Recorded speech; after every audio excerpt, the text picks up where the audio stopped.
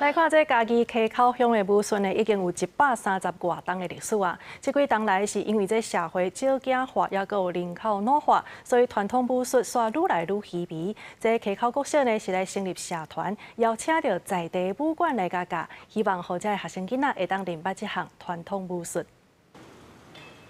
溪口国小的囡仔摕着传统武术的基石来练习，徛伫后壁看的师傅，若是看到唔对的动作，就连面来示范互囡仔看。甲因的拳头师讲，即摆囡仔学传统武术的心态，甲因较早无共，爱互因感觉趣味，才有法度豆豆仔来推广。尽量互因小朋友甲小朋友，互因去互动。啊，咱若一边仔甲教，变成讲因会惊咱，啊，咱变成讲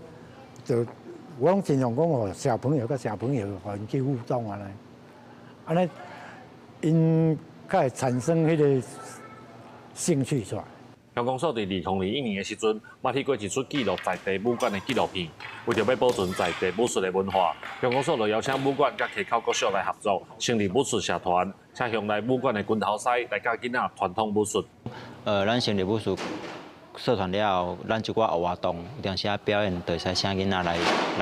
来参与，啊嘛囡仔会使透过